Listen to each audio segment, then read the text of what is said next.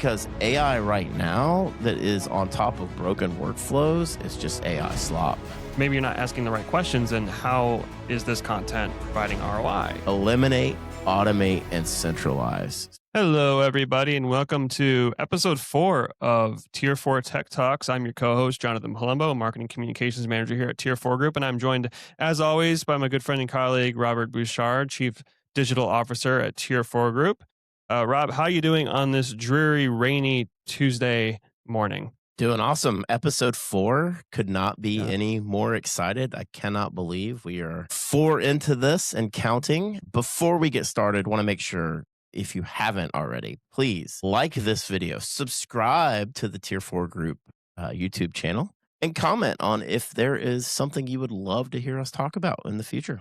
Yeah, we're always open to topic suggestions here. Anything in the technology or recruiting world, we're happy to put that on for you. But yeah, excited to jump into today's topic. Yep. And now I'm not a recruiter, so for today's topic, I'm going to be pretty observant, just going to be trying to ask a lot of questions. Yep. But I think today's topic, even from a marketing perspective, it kind of ties in and is relevant to most professions in a lot of ways. But I think this conversation will be especially valuable if you are in the recruiting space and we're talking about capacity creation, killing tab switching recruiting, right? And I think if you look over the last 5-10 years, just how much recruiting has changed and all the different tools and AI and just how complicated things have gotten and how messy things are. Right. So I'm excited to dive into this with you, Rob. And I know I'm going to be leaning into you a little bit here. Well, last episode, we talked about the cliff, the AI cliff. And I think this is a good follow-up into that because we built that bridge in episode 3.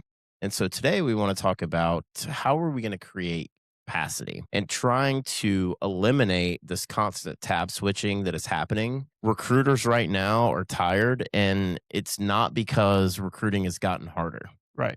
And I think that's one of the things I talk about a lot in my presentation I've been doing this year, leading through technology fatigue in a rapidly changing landscape. There is this administration, duplication, and platform sprawl that is happening that it's quietly crushing output. And it's because of the constant tab switching. So today we're going to get into where capacity is lost and how we can get it back. Yeah, and actually I have an opening question for you, and I want to just see what you've been hearing from recruiters, both on our own team and out there in the industry. When you talk to them, what's the number one complaint that you're hearing right now? That the job has not gotten easier. That this hope that we have been sold on artificial intelligence and automation, where it's intended to make our jobs easier, do the things that we love doing more, it hasn't been perfect. And we can talk about AI pilots failing at a 27% or succeeding at a 27% rate, but capacity isn't disappearing because recruiters have stopped working hard. I think it's disappearing because the work environment has become fragmented, and it's become fragmented with all of the different technology that we as leaders have invested in. And we invested in because we believed in the hope, and the hope that it was going to create higher quality, higher outputs, better outcomes. And the reality is it's only marginally improved in some of those areas. Yeah, and it's probably varied from person to person, organization to organization, depending on how clean the systems are and how well different tools have been implemented. Yeah. Define sprawl, just for our listeners. Yeah, I think sprawl is where you have multi-system, multi-tab. It requires multi-login. There isn't uniformity. Those integrations don't completely talk to each other. They're not fully embedded. Even if there is this claim of open APIs, it doesn't always function in the way that we want it to. So when we think about sprawl in recruitment technology, it's the multi-system approach that now exists. And that multi-system approach, firms like ours are in the double digits in terms of systems that we have either integrated into our full ecosystem or that are one-off or disparate.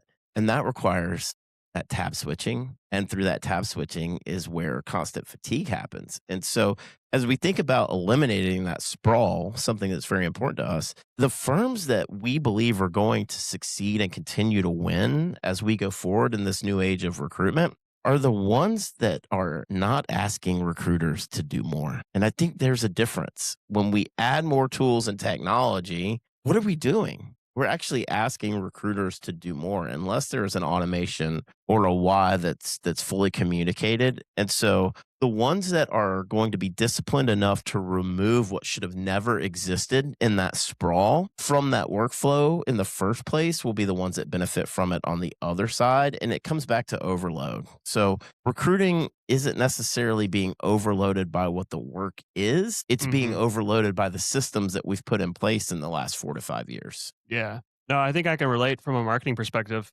Just all of the different systems and tools that we try to use to Mhm. bring channels together, Yeah. right? And I can think even right all the different types of content that we can be creating that we're looking at doing, and we're not asking Mhm. how is this content performing on different channels because we just get all wrapped up in putting out as much content as we can and Right. in many different forms. But yeah, we can get easily get lost in all of that, and I think in the recruiting space too, I think you can get lost in all the different tools and different places you need Yeah. to go to in order to, pull this candidate or that resume Mhm. and all the different things that you need to do your job well and effectively. You just get lost. Yeah, you lean in on what does Lean on- good look like, Yeah. but it may not look good forever. Mhm. And that's where I think the challenge it comes into play is that you start to see capacity that disappears. And that capacity disappears because, as we've already talked about, this constant tab switching that really is defining recruiting right now. Multi-platform, multi-system.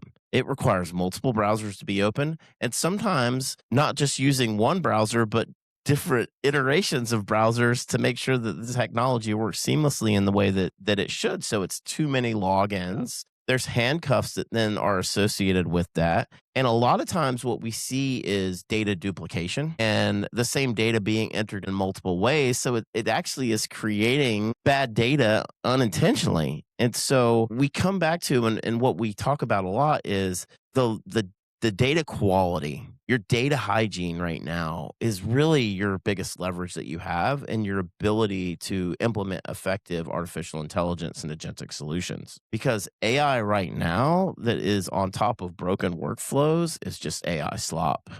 It's creating bad data and it's compounding on top of that. And so I think where recruiting firms need to identify their inefficiencies is it in the sourcing? Is it in the relationship building or is it in both? And I think a lot of times it comes back to the sourcing, which is this administrative thrill of the hunt aspect of what we do in recruiting. And it is the one area where technology, specifically recruitment technology, is very ripe to create redundancy.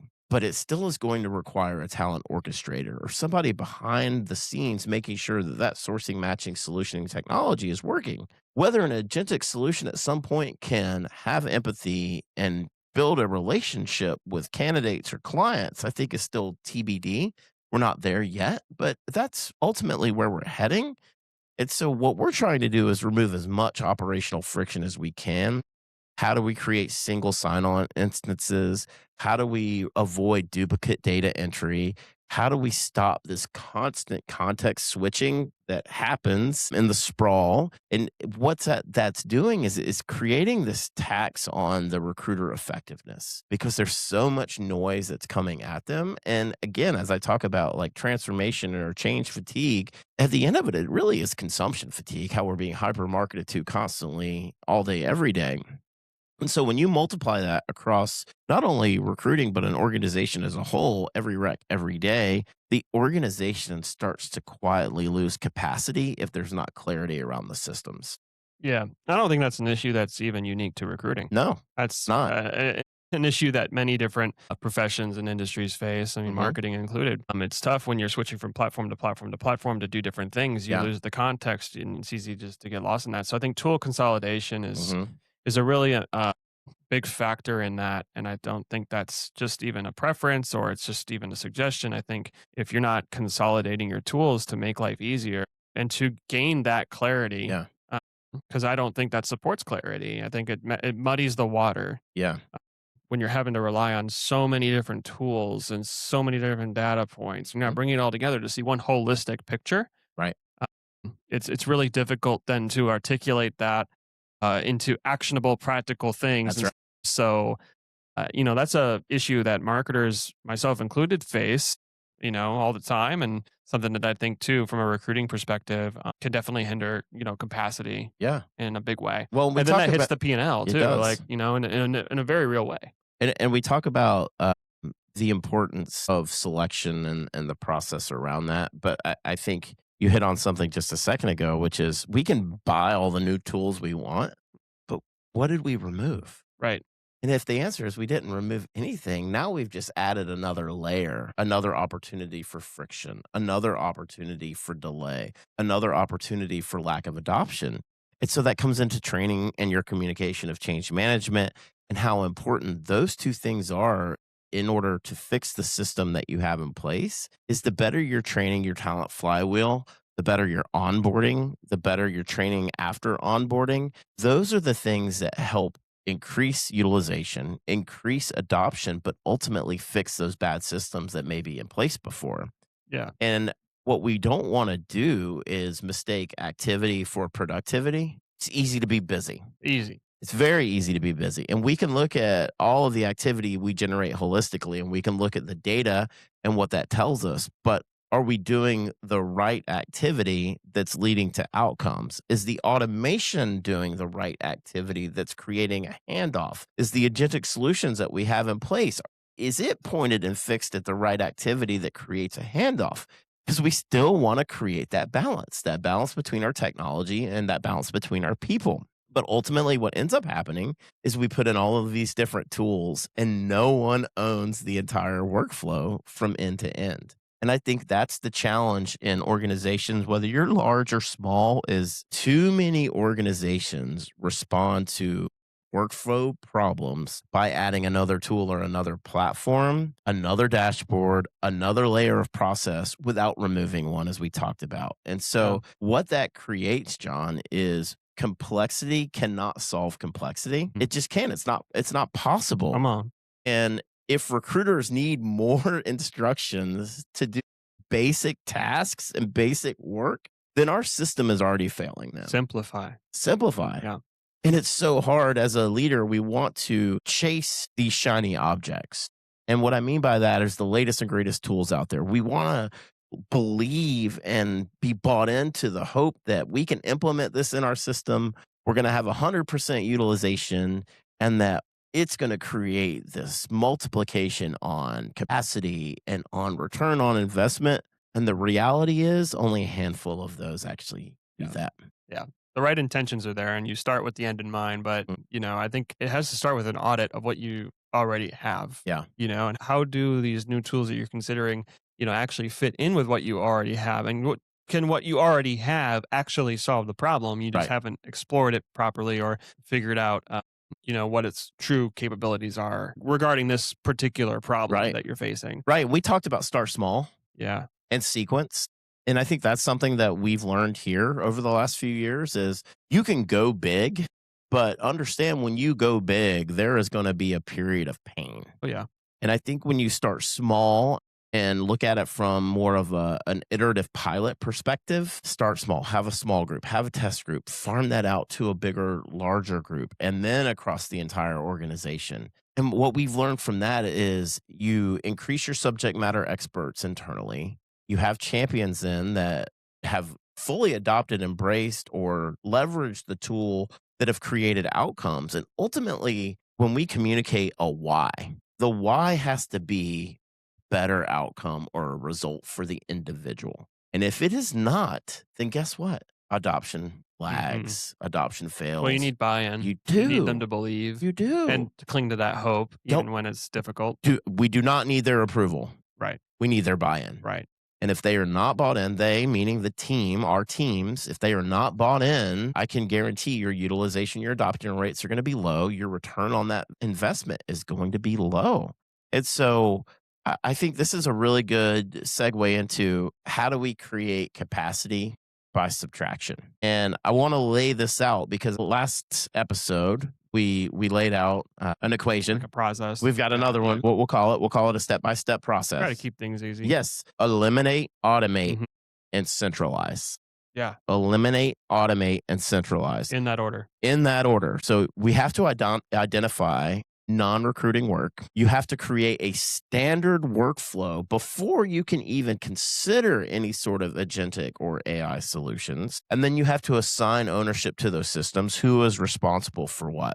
And one of the things I've learned through this process and helping lead transformation and helping increase our adoption rates is real transformation starts when leaders stop asking, what else can we add? And we start asking, what can we remove? Consolidate those systems, eliminate, automate, and centralize. So, capacity creation, really, John, at the end of the day, is about operational discipline and eliminating as much of that unnecessary work as we can from our team and then automate what remains. And that's where we start small with the sequencing, and then you can expand on that. And once you have those automations in place, then I really believe you can get into the agentic cognitive aspect where AI can perform at its best with clean workflows, not chaotic ones, that clean data, fully defined processes. You have ownership guidelines, you know who's responsible for the workflows, and those are defined.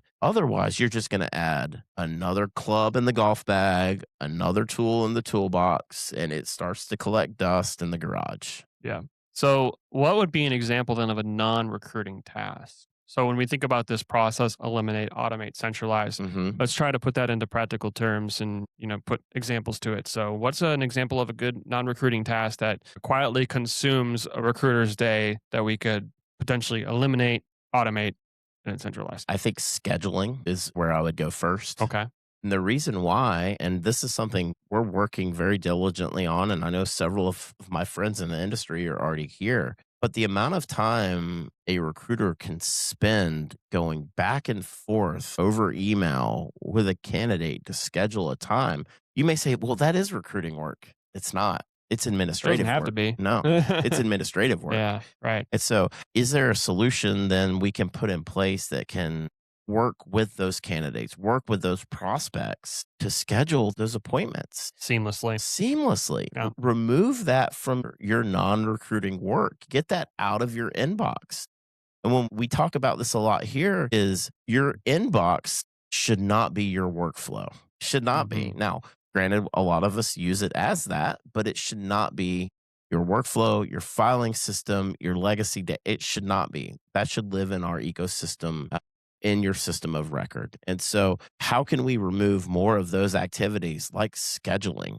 And it isn't just about scheduling with the recruiter, it's also about scheduling with the client. It works on both sides. Yeah, absolutely. So, how do you get a team to agree on what to cut, though? Again, we talked about like buy-in, and Mhm. maybe recruiters have different opinions on what is or isn't recruiting activity. So, Yeah. I think with a team that has 15 to 20 recruiters, maybe Right. more, like some of these larger organizations, how do you actually get that level of buy-in and support where you say, we're eliminating this Mm. task? And then all of the recruiters say, yeah, get that out of here. Or maybe some of them are like, I don't think we really need to do that. Or I understand what you're doing, but I'm going to keep doing it this way. Yeah. I'm going to tell a story of one of our recruiters, Vince. And Vince came to Tier 4 Group because he was looking for a team and tools.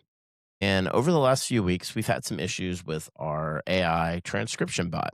And Vince and I caught up a couple weeks ago, and he said, Rob, I got to tell you, man, having to take manual notes on a notepad and enter them into our system is the most painful thing. Yeah. I forgot how difficult that was. Wow. So, Mm. the point in that is a transcription bot that can sit in on an interview and create that transcription and then replicate that transcript back into our system as an activity that can be searched, that can have data that's leveraged.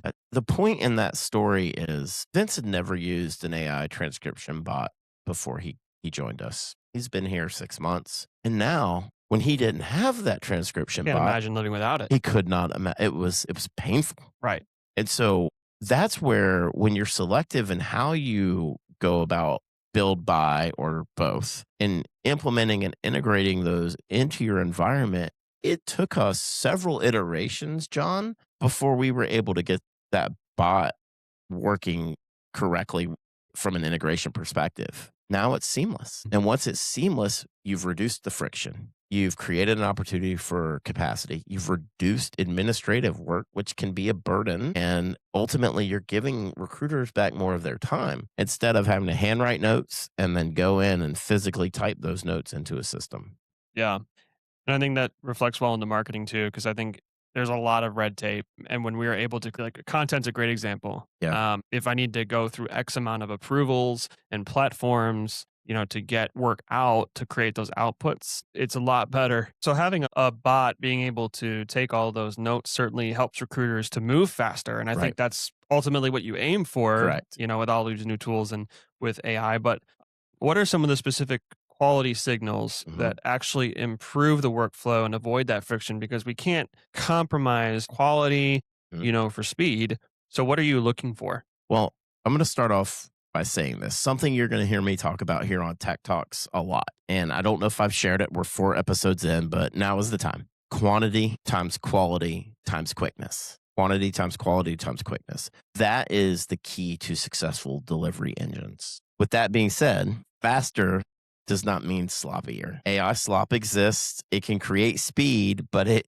reduces quality. Clean workflows improve that quality. Clearly defined clean workflows improve that quality because everyone is on the same page with what to expect. There's a uniformity that starts to be created. And the last thing, and this is the most important thing to us, John, is that recruiter judgment improves when friction is removed. There's less noise. It's easier for focus to be had, easier for them to listen and to qualify and to vet. So recruiter judgment improves when friction is removed. And you got to think about speed and quality are not opposites. They're not. They're two of the same quantity times quality times quickness. But friction that exists because of all of the different systems that exist in the candidate life cycle and the client life cycle, those decision workflows that happen off of that are opportunities for delays or friction. And friction is the enemy of quality. So when recruiters spend less time navigating systems, they spend more time thinking and critically engaging with talent, all while making better decisions. That human in the loop, that human judgment, that is what recruiting as we move forward is going to be all about. Taking the technology, having that as tip of the spear, using those automations, using those agentic solutions, but then that critical thinking, engaging with that talent, making those decisions, using empathy, commonality, trust, rapport, building relationships. That's going to be the differentiation when we think about how do we protect quality as we continue to implement and push our speed. Yeah. So if someone's listening and they want to start eliminating some of this friction and start to implement that equation that we laid out, Yeah. and whether it's someone who's in leadership or even if you're a recruiter out in the field, in the trenches, what's a single first step they can take? Like you said, we have to start small. So Right. where can someone start? So I have an immediate answer, and it's you need to ask your team, your employees, your reports 3 questions. The first is what's really working well for you. The second is what's not working well for you.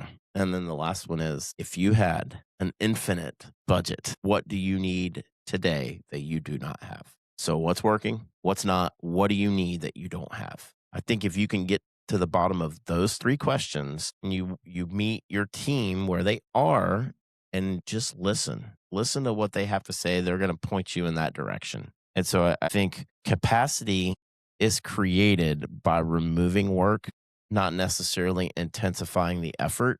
And we've been guilty of trying to intensify the effort here when ultimately it's about removing some of those administrative steps along the way. Now, here's where the rubber meets the road, John. Your team has to be willing. They have to have that adaptability intelligence.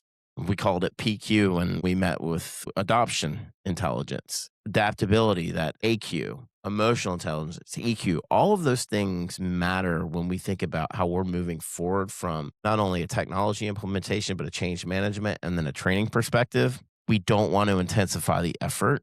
We don't want to make it easy either because at the end of the day, recruiting is still a very difficult job. It is. We deal with human beings. And we have to understand that is something that makes this job really, really difficult. But AI, we can put it in, but if we put it in and it doesn't have workflow discipline We're using bad data. We have what I refer to as AI slop is going to only accelerate chaos. Yeah. And I think the firms that are going to win and do this properly, I think those firms have a significant employer brand advantage Right. because that's going to lead to much better retention. I mean, this is what I think recruiters are looking for when they come or are interviewing and exploring their next opportunity, their next firm that they want to go and work at and continue to build their career. Yeah, They're looking for the systems, the organizations that have built the systems, they are. so it's as seamless as possible. Yeah, Right. So you don't feel like you're operating on a system that's 5 to 10 years outdated. that's right. And I think that's something that really is going well for Tier 4 Group is just our commitment to innovation, our Yeah, commitment to iteration, and building out systems that don't add on to the recruiter's burden, that's right. but remove. Kind of it's almost like a weird oxymoron where it's like you have to add to remove in a way, You do. but that's the only way. You have to, leverage tools that remove the administrative burdens, that close the gaps and allow recruiters to Mhm. just be much more effective and to Yeah, increase their capacity to do what they really want to do, which is connecting fantastic talent right. to amazing employers, That's right? right. That's changing lives, that's putting food on the table, that's advancing It careers. is. These are the things that truly matter. The why we do what we do is Mhm. because we are changing lives, we are making a difference, That's right. we're improving lives, and we really want our processes, our tools, and Yeah, everything that we have at our disposal to ultimately support that and make it easier. that's right. So I think to wrap it up, you really put an emphasis on what's most important, and that's the simplification. Yeah. And that is a leadership responsibility. Mm. There is no other way around it. It is for us to recognize when we are overcomplicating and understand when we need to pull back. And I would give it the closet analogy. You've heard folks that as they're organizing their closets, they go in and they turn their hangers backwards so they know when was the last time they actually wore something. Yeah. And we look at that here. We're looking at utilization. We're looking at who's using what tools and systems, and then we're making decisions on where we add or where we subtract. And so I think to close it out, John, I would say this: recruiting organizations do not scale through effort alone. Mm. They're going to scale through clarity, ownership, and simplification. Yeah. And the future of recruiting operations is not about adding more technology.